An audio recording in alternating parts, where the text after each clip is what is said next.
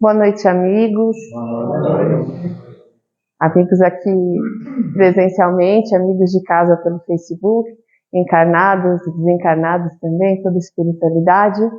Agradeço muito por mais esse dia. Não está ligado o microfone? A Mônica tinha ligado.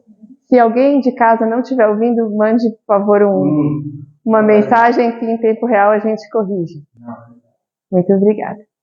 Então, nós vamos dar início hoje, uma semana especial. Então, a própria palestrante, a trabalhadora da casa, vai fazer a abertura dos trabalhos, prece e a própria palestra, serviço completo. Todos, como a maioria de vocês sabem, é uma semana em comemoração ao aniversário da nossa casa, que dia 17 de julho fez 69 anos, se encaminhando aí para os 70 anos, onde uma série de atividades especiais estão programadas.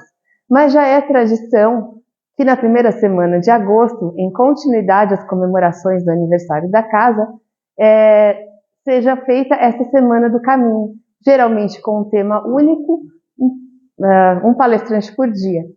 E esse ano, então, o tema escolhido foi evangelizar. Muitos ou todos vocês, alguns de vocês já devem ter acompanhado online as palestras de segunda e terça, que foram com nossos amigos Mônica e Eduardo Govato, e hoje eu tive a honra de estar aqui presencialmente, que é o dia que normalmente as palestras são presenciais, então coube a mim essa tarefa, e ainda teremos quinta e sexta as palestras do nosso presidente Reginaldo e do nosso amigo Kelman, essas somente pelo Facebook, certo? Alguns avisos também, inclusive como chamamento para o pessoal de casa, para os que estão aqui frequentando, é que em agosto agora vão começar novas turmas de cursos na nossa casa.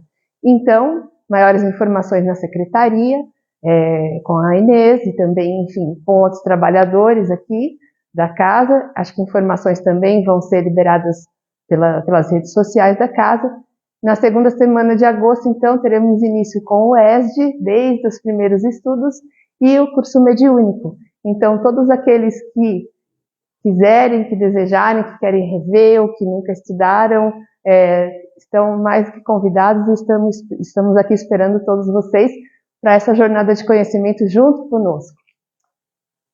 Iniciando, então, nós vamos fazer a nossa prece oficial, como sempre. Eu só fiquei, ao final, eu só não tenho certeza se o passe vai ser coletivo ou vai ser normalmente. Vai ser como um dia normal. Então, todos os nossos rituais normais. Podemos iniciar, então, com a prece. Vamos fechando nossos olhos, tomando algumas inspirações mais profundas, para acalmarmos nossa mente, nosso coração, e estarmos preparados para os trabalhos dessa noite,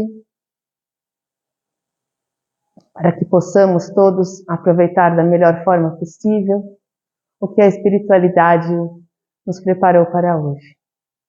Agradecemos pela oportunidade de estarmos aqui reunidos mais uma vez, em nome dele, do nosso Mestre Jesus, que é o tema principal desta semana, a evangelização. Pedimos força, iluminação, fé, para que continuemos na nossa jornada, em busca da iluminação, da evolução, um dia de cada vez, um passo após o outro, sempre em frente. E assim, vamos iniciar com a prece que Jesus nos ensinou. Pai nosso que estás nos céus, santificado seja o vosso nome. Venha a nós o vosso reino. Seja feita a vossa vontade, assim na terra como nos céus. O pão nosso de cada dia nos dai hoje. Perdoai as nossas ofensas, assim como nós perdoamos a quem nos tem ofendido. E não nos deixeis cair em tentação, mas livrai-nos de todo o mal. Que assim seja, graças a Deus, graças a Jesus. Então, iniciando um pouquinho do que nós temos para falar hoje. Assim? Tá, agora foi. Agora você voltou. Tá, obrigada. Quando foi proposto o tema evangelizar, e eu fui convidada para ser uma das, não diria nem palestrante, né, mas um dos trabalhadores que queria estar aqui com vocês para poder discutir e refletir sobre esse assunto, imediatamente me veio a ideia do desafio e todos os desafios que nós encontramos na vivência do Evangelho no nosso dia a dia. Porque esse tema é bastante amplo, bastante extenso, importante, interessante, e vocês devem estar observando que cada palestrante está abordando um aspecto da evangelização. Já tivemos evangelização infanto-juvenil, na segunda-feira, o Evangelho no Lar, na terça-feira, amanhã e depois são os temas aí, surpresas dos nossos amigos Reginaldo e Kelman, mas com certeza cada pessoa, à medida que, mesmo quando recebe o mesmo tema, tem a mesma bagagem, inclusive teórica, da doutrina, vai abordar o tema de maneira diferente, e essa que é a intenção da Semana do Caminho. Então, é muito comum nós vermos, né, nas mais diversas religiões, nas nossas casas espíritas, mas em todas as religiões cristãs, grupos de estudo sobre o Evangelho. Então, a evangelização realmente é um tema muito abordado e pelas todas as casas cristãs, porque justamente a transmissão, e como a Mônica bem definiu na palestra dela de segunda-feira, a boa nova, né, levar a boa nova do nosso Mestre Jesus, é talvez a função mais importante dos nossos grupos de estudo de religiões e de doutrinas cristãs, como nós somos, né? Porque é claro, como na criança, aquela necessidade de apresentar a Deus e a doutrina do Mestre Jesus, que é aquele caminho que nós seguimos para a nossa existência. Mais tarde, nós como adultos, já em estudos mais aprofundados, então essa parte teórica é muito bem feita e pela maioria, né, das religiões, dos grupos, tanto a gente sempre ouve de estudos bíblicos nas mais diversas religiões e nas casas espíritas de maneiras diversas, com vários tipos de organizações de cursos, mas é um tema sempre recorrente. E uma coisa também interessante, que acho que todos nós já percebemos, que a cada vez que nós lemos um trecho do Evangelho, seja durante o Evangelho no Lar, seja num estudo em que nós estamos fazendo com um grupo, tanto como facilitador ou como aluno, entre aspas, né, ali colaborador e trabalhador da casa que está querendo aprender mais, todas as vezes nós temos um aspecto diferente, um entendimento diferente, porque assim é realmente a profundidade dos ensinamentos de Jesus é tão grande que a cada trecho que a gente lê, a gente tem a oportunidade, de acordo com a nossa vivência daquela época, de interpretar de maneira diferente.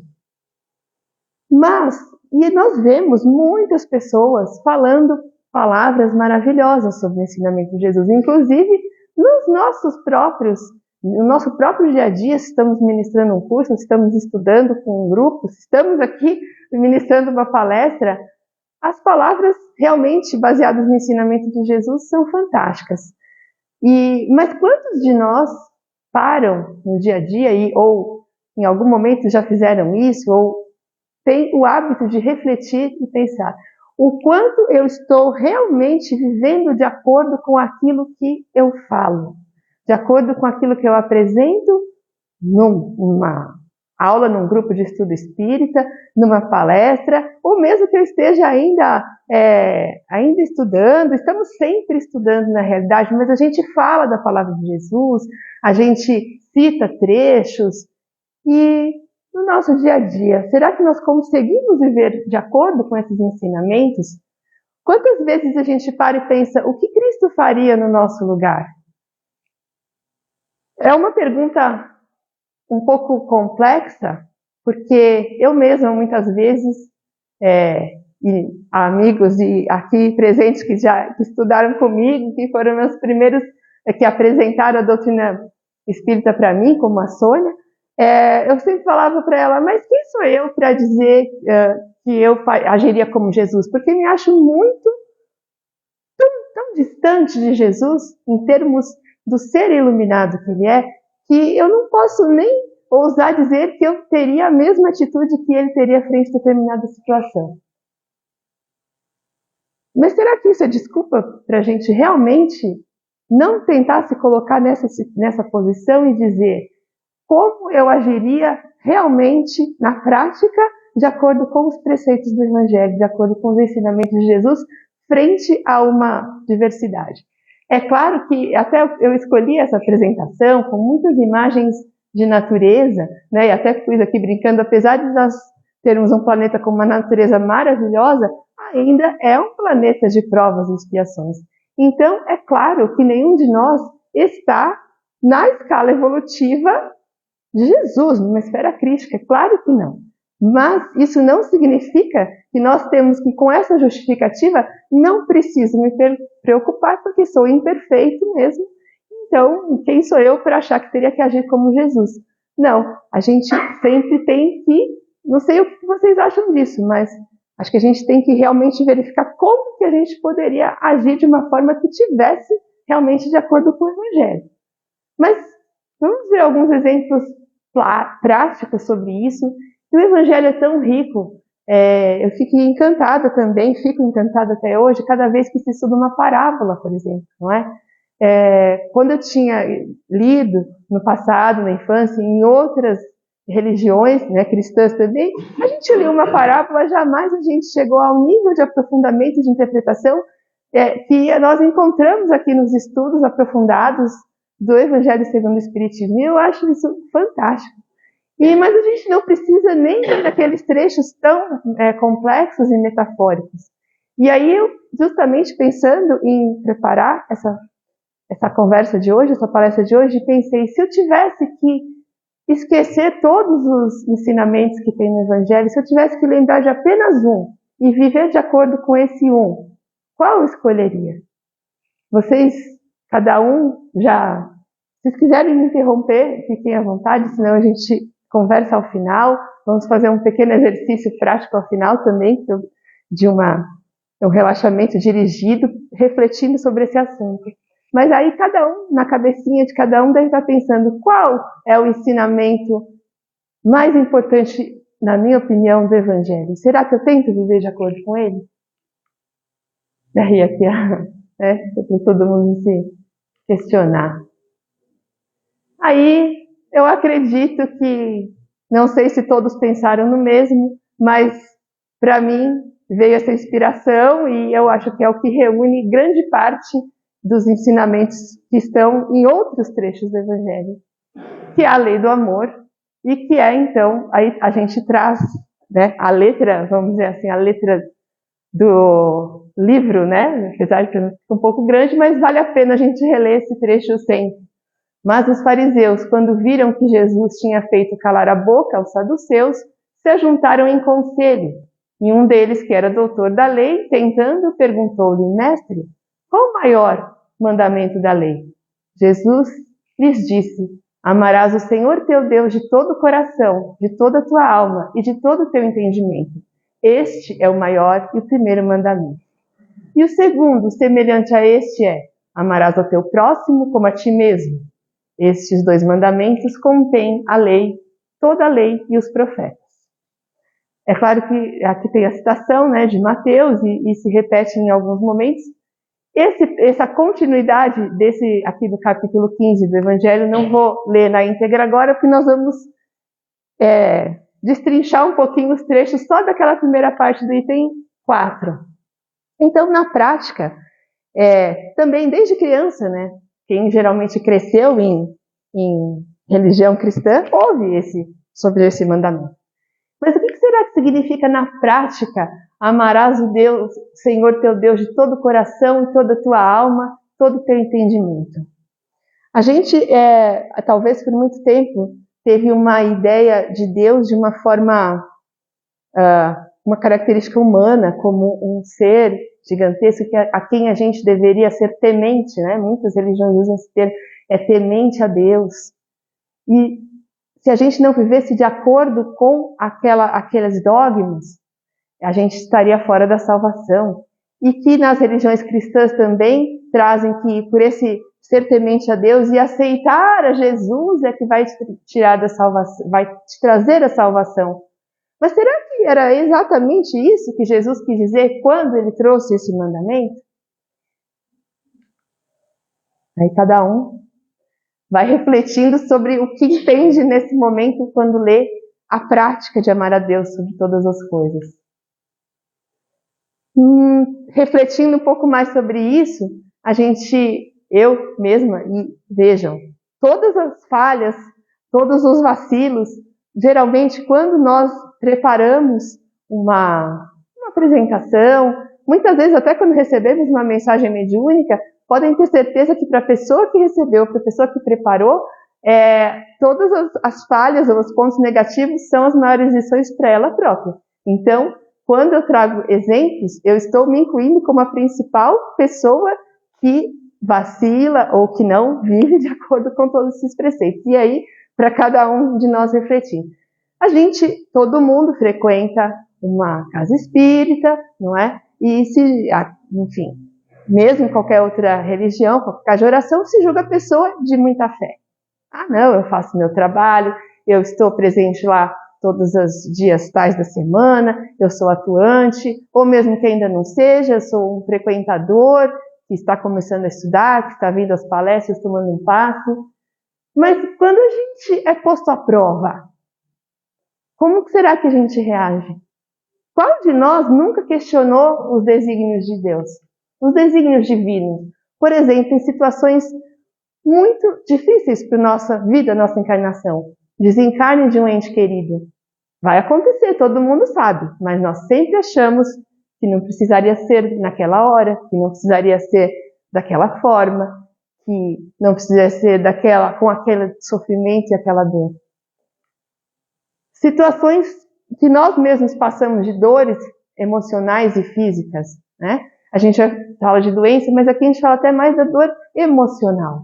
Né? Quantos de nós não questionam se eu tenho a minha fé, se eu pratico minha religião, se eu não faço mal aos outros, por que eu estou sofrendo de depressão? Por que eu estou sentindo essa dor? Por que eu tenho uma doença psicossomática, talvez, que me gere efeitos físicos e dores pelo corpo físicas, mas originadas dos meus problemas internos? Porque eu tenho problemas gastrointestinais, porque eu tenho problemas de hipertensão. Isso reflete, então, se eu sou uma pessoa que segue uma religião, que faz bem ao próximo e tudo mais, mas a gente questiona. E doenças mais graves, então, quando nós, ou um ente querido nosso, uma pessoa muito amiga, uma criança, muitas vezes nós vemos, com doenças graves, que realmente acabam não tendo cura e que são o motivo do desencarne daquela pessoa naquela encarnação, por mais que tenhamos fé, quem de nós nunca passou pela cabeça, por quê? Por que essa criancinha? Por que esse meu amigo que é tão boa pessoa? Por que meu pai? Por que minha mãe? Por que eu estou com essa doença? Injustiças, então, que passamos no ambiente profissional, no ambiente, enfim, da vida terrena, todos os dias a gente passa por injustiça. Quantas vezes já nos acusaram de ter feito ou falado algo que nós realmente não fizemos? Quantas de nós nunca passou por uma injustiça no ambiente de escola, no ambiente de trabalho, no ambiente até familiar? É impossível que não tenhamos vivenciado isso pelo menos uma vez. E dificuldades mais sérias financeiras, profissionais também, para achar uma colocação, para passar naquele concurso público que eu não consegui de primeiro, para conseguir aquele emprego que eu queria tanto.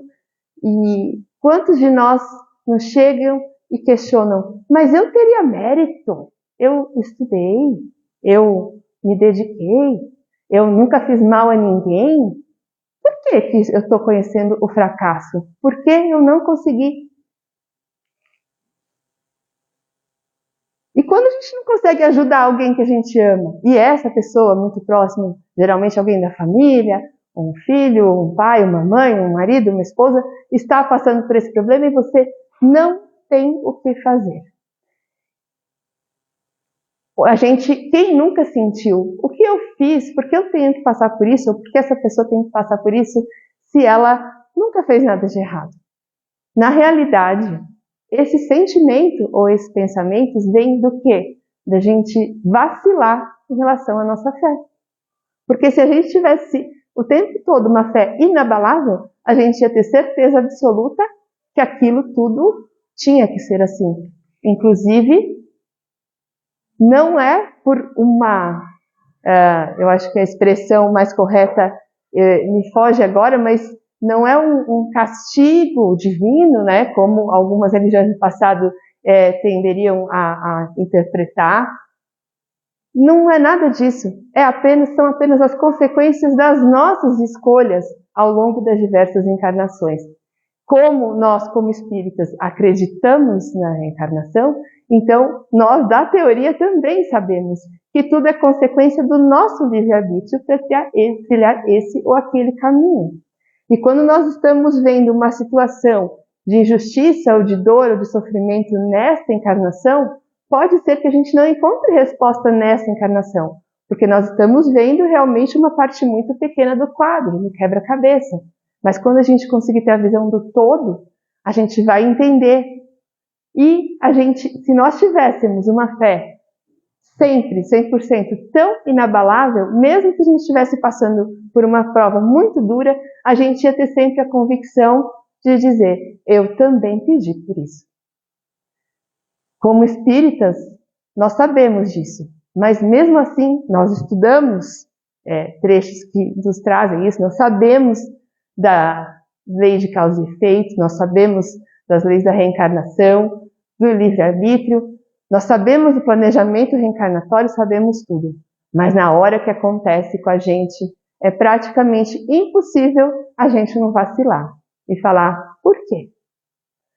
Inclusive, a gente deveria talvez mudar a pergunta, se a gente ainda não consegue ter a evolução suficiente para aceitar com grande resignação todas aquelas provas, e mudar a pergunta de por quê para quê? O que eu vou aprender com isso? Então, analisando tudo isso, chegamos à conclusão que vivenciar, aí temos um capítulo inteiro sobre a fé que transporta montanhas, esta fé inabalável em Deus diante de qualquer situação. Vivenciar essa fé inabalável, com certeza, é colocar em prática amar a Deus sobre todas as coisas. Então, fomos na primeira parte do maior mandamento. E na segunda? A segunda parte diz, amarás o teu próximo como a ti mesmo. Estes dois mandamentos contêm toda a lei e os profetas. Talvez seja ainda até mais desafiadora no dia a dia de ser posta em prática. O que significa amar teu próximo como a si mesmo? É o sentimento de amar o pai, a mãe, o filho e o marido? Infelizmente não. Ele, claro, faz parte, mas isso é quase que instintivo de todos os seres humanos. Agora, amar o próximo é qualquer próximo. E como que você vai amar o próximo como seu irmão? É muito difícil. É muito difícil porque tem um monte de próximos nós que está fazendo mal para nós, está fazendo mal para outras pessoas. Como vamos ter esse desapego, essa evolução de praticar o amor ao próximo? Para começar, talvez, a chave seria sair do seu próprio lugar e se colocar no lugar do outro. Fácil também não, mas é um começo. Exemplos simples, dia a dia, mais tranquilos. Ficamos impacientes diante de uma situação no trânsito.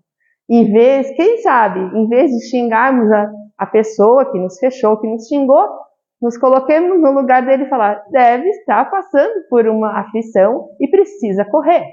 Está atrasado com alguém doente no carro, ou mesmo está atrasado por um compromisso profissional, não justificaria, talvez a fechada, talvez o xingamento, mas vamos tentar fazer esse exercício nessas pequenas coisas, nos colocarmos no lugar do outro para começar a entender que ele poderia estar passando por algo que eu não estou sabendo e que se eu estivesse passando, eu gostaria que alguém tivesse essa compreensão comigo. Então, fazer ao outro exatamente aquilo que gostaríamos que fizessem por nós. Esse é eu acho que é o primeiro passo para amar o nosso próximo. É uma coisa simples de ser dita, mas difícil de ser posta em prática no dia a dia. Essa é a verdadeira forma de caridade que vai muito além do auxílio com recursos materiais. Essa vivência do amor fraterno, amor puro e universal por todos os nossos irmãos. Aí eu dei um exemplo muito simples do dia a dia, que não faz muita diferença, talvez, a pessoa ter uma fechada no trânsito, te xingado, e se ela realmente te causar um mal mais sério, né? Cometer um crime contra alguém da sua família ou contra você mesmo. É muito difícil, gente. Ninguém está aqui vestindo, se colocando em planos de superioridade, dizendo, não, você vai lá e perdoa, e se colocou no lugar do outro, ele estava, sei lá, ou passando necessidade, ou tem um problema mental, enfim, cometeu aquele crime. É claro que ninguém vai fazer isso com essa tranquilidade, mas nós temos que, de alguma forma, ter a consciência de ir nos encaminhando para amar também esse irmão, porque ele também é filho de Deus. E se a gente tem a fé inabalável, e se a gente entende que todos somos filhos de um mesmo Pai, a gente tem que entender que vai chegar um momento que esse irmão vai compreender também as suas falhas. E, detalhe, também nós como espíritas temos que saber que temos o dom do esquecimento, mas muito provavelmente nós cometemos coisas semelhantes em nossas encarnações passadas. Ah, você está falando que eu fui um assassino? Não sei. Todos nós podemos ter sido, desde o início das nossas primeiras vidas, ainda sem nos esquecermos que viemos também de mundos primitivos. Estamos num planeta de provas e expiações que é só um degrauzinho acima. Então, infelizmente, o mal predomina. E pode ser, sim, que nós também estivéssemos cometendo esses mesmos crimes no passado. E estamos tendo as nossas oportunidades. Alguém estendeu a mão para nós, alguém nos ajudou para que nós saíssemos, talvez, daquele ciclo vicioso de vingança, de desejo de vingança principalmente, que geralmente é o que leva os espíritos a buscar esse tipo de comportamento, e nós saímos desse espaço, dessa faixa vibratória e conseguimos dar um passo em direção a um caminho mais iluminado. Então, como que a gente vai julgar esse irmão? Mas, de novo falando, não é fácil. É fácil falar, é fácil quando está acontecendo na casa do vizinho. Se acontecer na nossa, com toda certeza nós vamos vacilar. Mas em algum momento a gente vai ter que parar e refletir e, no mínimo, se não conseguir amar aquele irmão, fazer uma prece por ele para que ele realmente consiga encontrar seu caminho. E um dia, quando nós estivermos caminhando para uma evolução realmente de seres de luz, a gente realmente, de coração, perdoe totalmente esse irmão. Então, daí que, como está no Evangelho, e eu confesso que esse trecho de fora da caridade não há salvação, e que vem lá naquele próximo, né, do Paulo, que fala, se eu não tiver caridade nada sou, sempre me causou uma dúvida em relação à versão original, por exemplo, de uma Bíblia católica, que a palavra caridade, na verdade, é usada como amor. Mas entendendo isso mais profundamente, nesse trecho aqui, a gente entende por que usa caridade. Então, veja, não se pode verdadeiramente amar a Deus sem amar ao próximo, nem amar ao próximo sem amar a Deus, porque tudo quanto se faz contra o próximo é contra Deus que se faz. Não se podendo amar a Deus sem praticar a caridade para com o próximo, todos os deveres do homem se encontram resumidos nesta máxima: fora da caridade não há salvação. Então, o que significa isso? Que o exercício da caridade com o seu irmão, na realidade, é o maior exercício de amor ao próximo que a gente pode fazer. E caridade tem um sentido muito mais amplo do que a caridade material. A doação de recursos financeiros, de alimentos, que são também muito importantes e que, claro, sempre todos os cristãos, e isso é comum a todas as religiões, filosofias, doutrinas cristãs até hoje, a preocupação com esse acolhimento aos mais necessitados, porque Jesus também fez isso, para ser realmente o pão, para que aquela pessoa depois comece a poder se preocupar com os outros aspectos da sua evolução, porque às vezes ela não tem nem como sobreviver fisicamente, para daí estar preocupado com os ensinamentos de amor e tudo mais. Mas, estando essa parte resolvida, entre aspas, porque também no nosso mundo, infelizmente, não está, e aí tem um monte de gente passando necessidade, morrendo de fome, e não é só lá nos países distantes da África, é aqui ao nosso lado. E aí quem trabalha com assistência social, como vários daqui da assistência estão aqui hoje, sabem disso, e vários outros grupos, qualquer grupo que trabalhe com população carente sabe disso. Mas, na parte moral e nesse exercício do amor ao próximo, existe esse trecho aqui que eu achei muito interessante, que é do capítulo 13, item 9, de um espírito que nas instruções diz assim: a caridade moral consiste em vos suportardes uns aos outros o que menos fazeis nesse mundo inferior em que estáis momentaneamente encarnados. Há um grande mérito, acreditai, em saber calar para que outro mais tolo possa falar. Isso também é uma forma de caridade. Saber fazer-se de surdo, quando uma palavra irônica escapa de uma boca habituada a caçoar. Não ver o sorriso desdenhoso com que vos recebem pessoas que, muitas vezes, erradamente se julgam superiores a vós.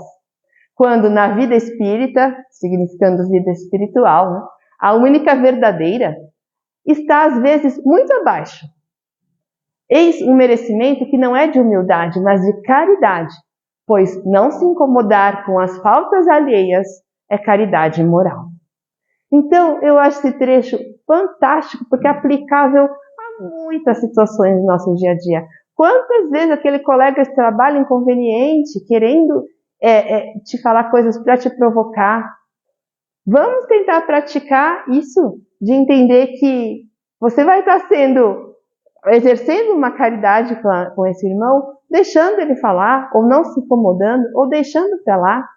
Ah, coitado, falou isso porque, enfim, talvez queria estar, apesar de estar me criticando, talvez queria estar no meu lugar, não sei. Não é soberba nem nada, é tentar mesmo se colocar, o que será que ela está passando, ele está passando, que está levando a me tratar assim, ou falar assado comigo ou com o próximo. Isso é o exercício da caridade moral. Então, finalmente, né, nós vamos nos encaminhando para o final, no mínimo, com essas, eu acho que a partir do maior mandamento, que é a lei do amor, a gente traz pequenas, mas que são as maiores lições.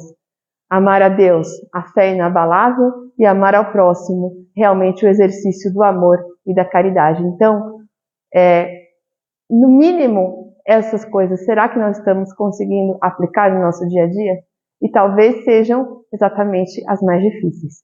Então, comecemos pelas pequenas e nos colocar no lugar do outro nessas pequenas situações do dia a dia. E que isso já vai ser o início da nossa caminhada para nos tornarmos pessoas melhores.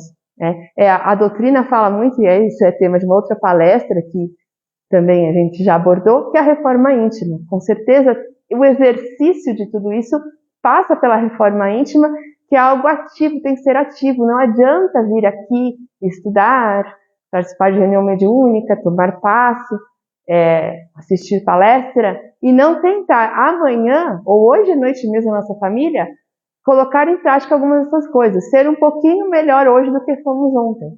E assim nós vamos indo, falhando, mas caindo, levantando de novo e tentando ser a cada vez um pouquinho melhor. Mas com certeza, esse é o nosso maior desafio diário, viver de acordo com a lei do amor do Cristo. Então, gente, eu não sei, agora acabei falando, né, direto, se vocês queriam comentar, trazer alguma experiência, não vai voltar, deixa eu voltar aqui, de cada um. Não acabou ainda em relação à transmissão, nós vamos fazer um exercício que eu acho que os de casa devem acompanhar também, mas eu queria saber se vocês que estão aqui queriam comentar ou colocar alguma experiência,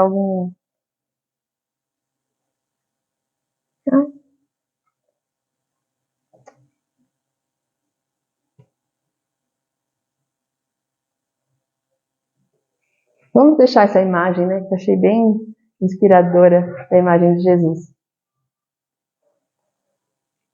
Alguém? É um tema que só reflexão. Ah, pode falar.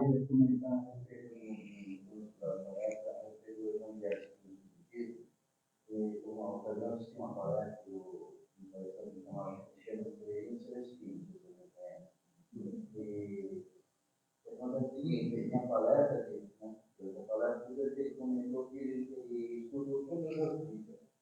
Leu a vida de cada tempo atrás, ele leu o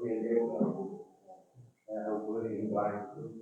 Quando ele leu o Evangelho segundo o Espiritismo, ele percebeu que no Evangelho segundo o Espiritismo envolvia todas as vidas, e trazia toda a verdade, a pureza mesmo, de tudo que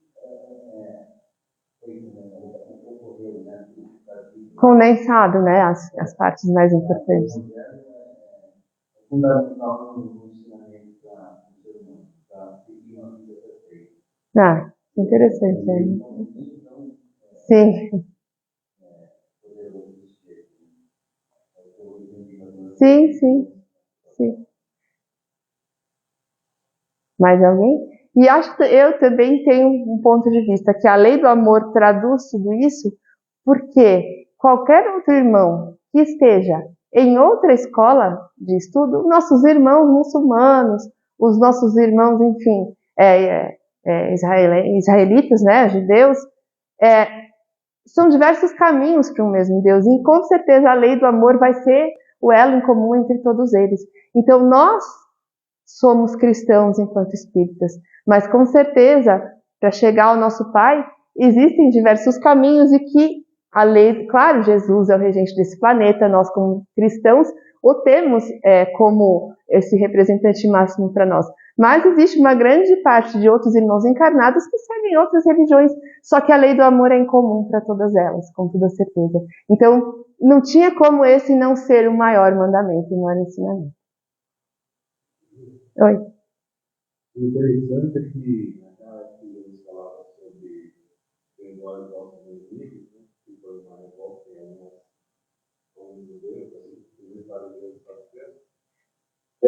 que eles, os inimigos dessas pessoas, eram aquelas pessoas que criavam contra eles, matavam, fazendo coisas horríveis, né? Uma outra coisa. E hoje o nosso perdoar é perdoar a pessoa que fecha a gente no trânsito. Então, hoje estaria muito mais fácil perdoar do que naquela época que a gente... Hoje, que era dia a dia, né? Que existe hoje isso ainda, mas é minoria. Né? E realmente, em tempos passados, isso era comum entre. Então, por isso que a gente não precisa ser muito inteligente e nem ter a lembrança exata de encarnações passadas para imaginar que a gente também deve ter feito essas coisas. Então, a música está um pouco baixa, mas dá para ouvir, né? Para não ficar todo mundo... Deixa eu ver se tem um outro que... Não? Onde que... Ah, no som mesmo?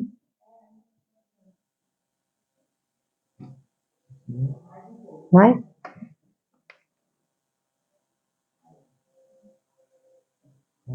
Ficou bom? É porque é muito alto também.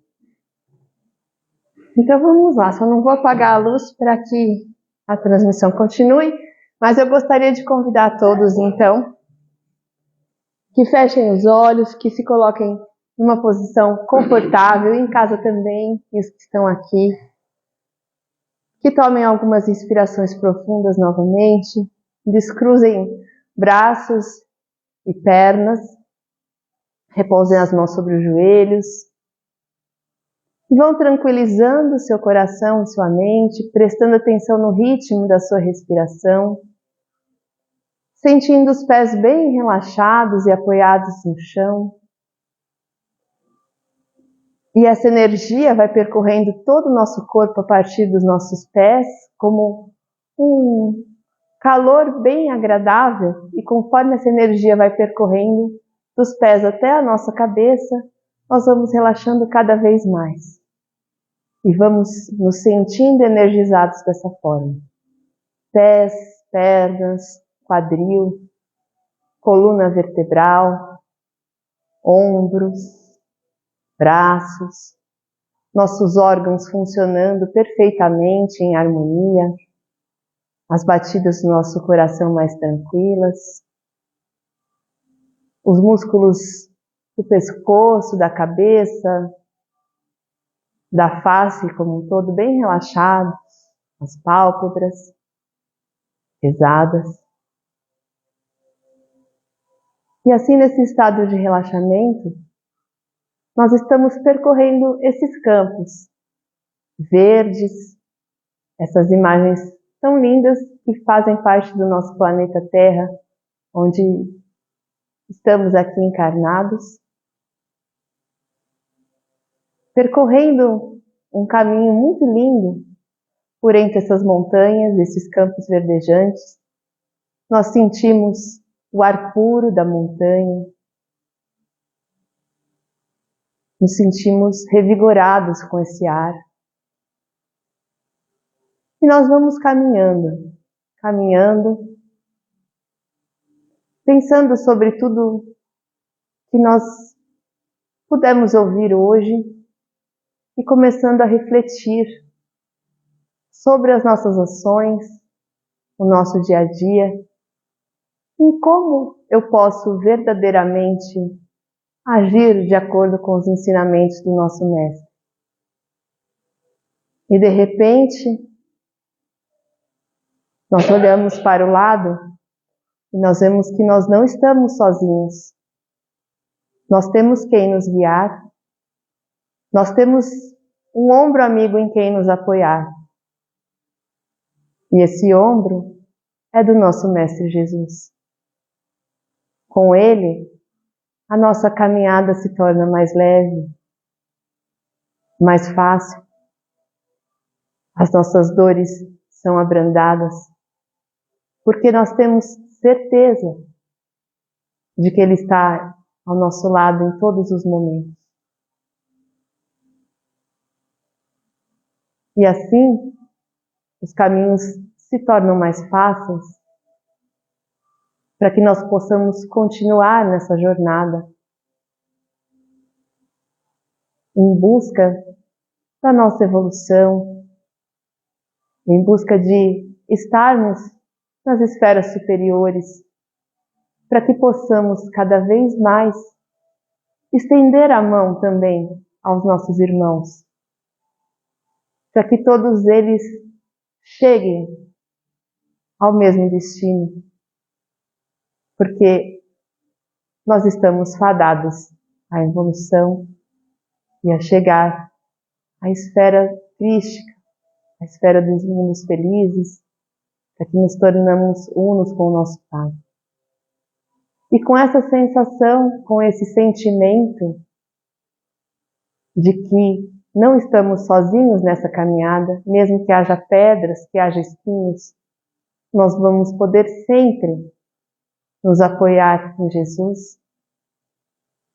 Nós nos sentamos um pouco para agradecer e somos gratos por termos esta oportunidade de estarmos aqui encarnados, de estarmos aqui hoje reunidos, galgando um passo a mais, um degrau a mais em nosso caminho. E assim, com o coração cheio de felicidade, gratidão, vibrando amor, não diretamente ao indivíduo, mas a todos os nossos irmãos da humanidade, ao nosso planeta, a tantos irmãos que sofrem, aos dirigentes do nosso planeta, encarnados, que eles sejam inspirados pela espiritualidade superior, para que tomem as decisões mais corretas e que nós sigamos em frente, todos juntos, como humanidade. E assim finalizamos novamente com a oração com a qual iniciamos e que Jesus nos ensinou. Pai nosso que estais nos céus, santificado seja o vosso nome. Venha a nós o vosso reino. Seja feita a vossa vontade, assim na terra como nos céus. O pão nosso de cada dia nos dai hoje. Perdoai as nossas ofensas, assim como nós perdoamos a quem nos tem ofendido. E não nos deixeis cair em tentação, mas livrai-nos de todo o mal. Que assim seja, graças a Deus e graças a Jesus. Agradeço a todos pela oportunidade, pela presença e por serem nossos irmãos nessa caminhada dessa encarnação. Muito obrigada.